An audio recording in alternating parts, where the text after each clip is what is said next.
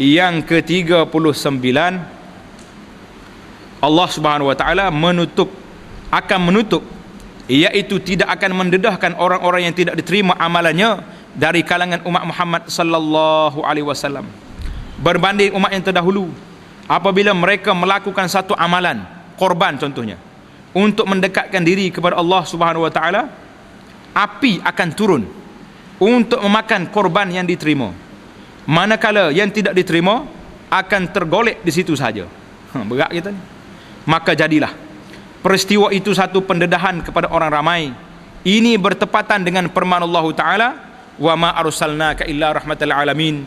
Tidak kami utuskan ya Muhammad kecuali sebagai pembawa rahmat kepada sekalian alam.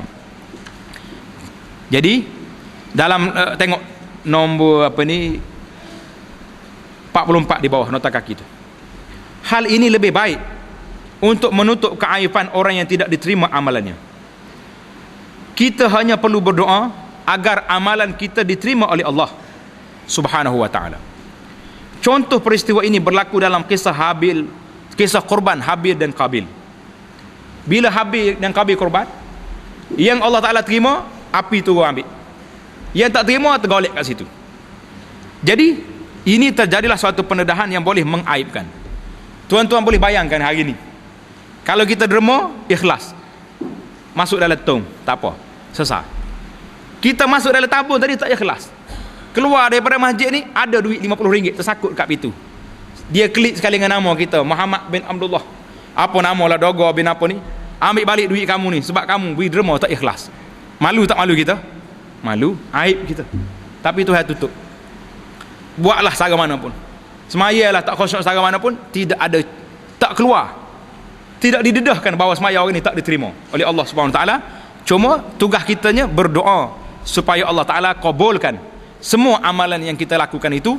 Barulah kita akan terasa bahawa kita mendapat nikmat rahmatnya Nabi kita sallallahu alaihi wasallam ini, tidak dibuka dedah aib. Tadi kita dah baca tadi, yang keberapa tadi? Tak turun azab selalu. Kalaulah turun azab selalu zaman dulu, umat kita ni senang ya tuan-tuan. Lepas orang ni tahu anak dia, tak ada siapa ke rumah lagi, hari lantar mari kena. Budak mek ni rupanya tahu anak. Selesai masalah dah. Tak payah polis cari dah. Dia ni dah ni. Tahu anak ni panah peti habis dah. Ini tak ada apa. Tahu lah 10 hari apa. 10 kali sehari pun nak campur anak, campur lah. Tak jadi apa. Tak ada. Azab tak turun terus. Aib tidak dibuka. Sabda Nabi sallallahu alaihi wasallam, "Innama ana rahmatum muhdah." Nabi kata, sungguhnya aku adalah rahmat yang dianugerahkan kepada kamu. Sallallahu alaihi wasallam. Sabda Nabi sallallahu alaihi wasallam lagi, "Ana nabiyyur rahmah." Aku adalah nabi yang membawa rahmat kepada kamu. Yang ke-40. Yang ke-40, Allah Subhanahu wa taala mengutuskan nabi kita sallallahu alaihi wasallam ini dengan jawami'ul kalim. Baca macam tu, jawami' al-kalim, iaitu kata-kata yang sedikit tetapi maksud yang cukup luas dan mendalam. Percakapan baginda sallallahu alaihi wasallam juga ringkas dan kefasihannya mengatasi seluruh sastrawan Arab. Orang Arab cuba berkumpul, ahli-ahli fikir, profesor emeritus, profesor negara, sastrawan negara Arab masa tu berkumpul nak buat syair, nak lawan Quran Nabi, semuanya tak mampu. Tak boleh lawan. Nabi kita ni jawami'ul kalim, bercakap sikit makna dia panjang. Pasal itulah Nabi kita suruh kita doa, Rabbana atina fid dunya hasanah wa fil akhirati hasanah wa qina azabannar. 2 patah kalimah, tapi doa makna dia panjang. Jadi itu menunjukkan bahawa mukjizat Nabi. Kalau kita ni bercakap panjang, makna sikit. Nabi bercakap sikit, artinya panjang. Yang terakhir, kelebihan yang terakhir yang dapat kita belajar pada hari ini, iaitulah yang ke-41, Allah Subhanahu Wa Taala telah melebihkan Nabi kita sallallahu alaihi wasallam, mengatasi kelebihan para nabi-nabi dan rasul-rasulnya dari kalangan manusia.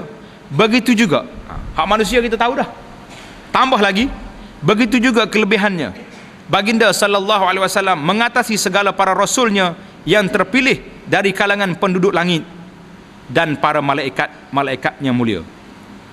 Nabi ni bukan sakat lebih dengan manusia, bukan sakat dengan sama-sama nabi, dengan malaikat pun lebih dia lagi. Berdasarkan firman Allah Taala, innal ladzina amanu wa amilus salihat ulaika hum khairul bariyah. Maksudnya sungguhnya orang-orang yang beriman dan mengerjakan amal saleh, mereka itu adalah sebaik-baik makhluk. Orang yang beriman dan amal saleh. Tengok huraian dia. Ini agak payah sikit perbincangan ni. Waktu kita nak terjemah pun kena baca 2 kali. Para malaikat termasuk dalam golongan al-bariyah. Al-bariyah tu makna makhluk. Ini kerana al-bariyah diambil daripada perkataan bara'allahul khalqa. Allah Ta'ala jadikan makhluk. Para malaikat pula tidak termasuk dalam golongan yang dipermankan Allah Ta'ala ini. Sesungguhnya orang-orang yang beriman dan mengerjakan amal yang saleh. Sedangkan mereka juga beriman dan beramal saleh. Ini kerana lafaz perkataan ini kebiasaan penggunaannya adalah kepada golongan mereka yang beriman dari kalangan manusia. Jadi innal ladzina amanu wa amilus salih untuk manusia. Malaikat oleh kerana mu tidak manusia, maka mu tak tercapai tahap ni. Apabila membaca dalil ini, itulah yang terfikir oleh orang yang mendengarnya. Sekiranya dikatakan al-bariyah itu diambil daripada perkataan al-bara yang bererti tanah, maka ia juga sesuai ditujukan khas hanya kepada manusia, kerana manusia berasal daripada tanah. Seolah-olah firman Allah Ta'ala ini bermaksud sesungguhnya orang-orang yang beriman dan mengerjakan amal saleh, mereka itu adalah sebaik-baik manusia.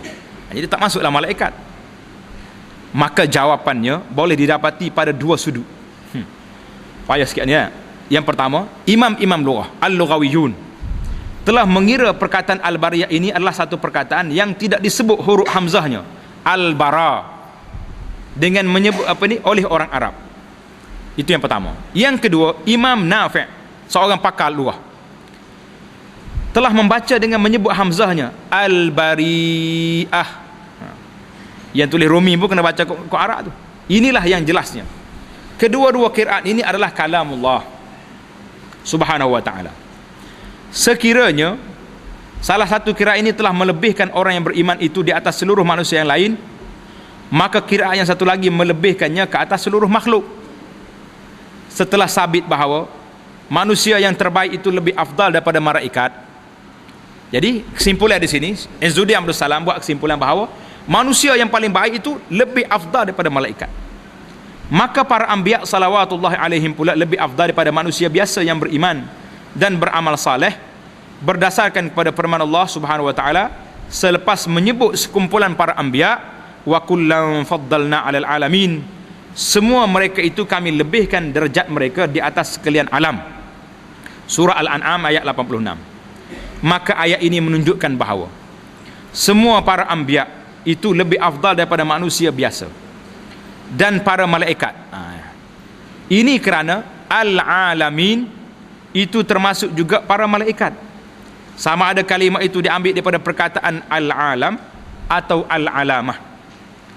Jika para anbiya itu lebih afdal daripada para malaikat, maka Nabi Muhammad sallallahu alaihi wasallam pula lebih afdal daripada kesemuanya.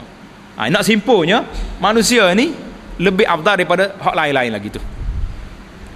Rasulullah sallallahu alaihi wasallam juga telah memimpin, mengetuai para malaikat. Maka jadilah Nabi kita sallallahu alaihi wasallam itu lebih afdal daripada mereka dengan 2 darjat dan lebih tinggi daripada mereka dengan 2 martabat. Tidak mengetahui qadar martabat darjat dan martabat itu kecuali Allah Subhanahu wa taala yang telah melebihkan khataman nabiyyin dan sayyidul mursalin atas sekalian alam.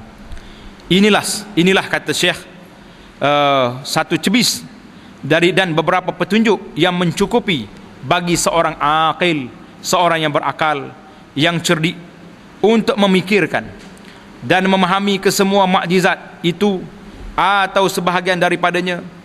Kami memohon kepada Allah Subhanahu wa taala dengan limpah kurnia dan kemurahannya akan memberi taufik kepada kami untuk mengikuti sunnah Rasulullah sallallahu alaihi wasallam.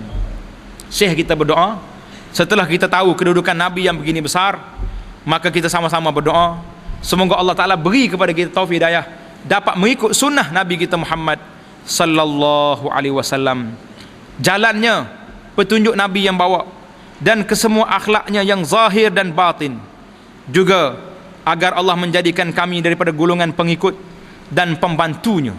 Bukan sekadar kita ikut Nabi, kita bantu dakwah Nabi ini biar berjalan cepat sampai kepada seluruh manusia. Sesungguhnya Allah Subhanahu wa taala berkuasa ke atas setiap sesuatu itu dan sangat pemurah untuk memperkenankan segala doa.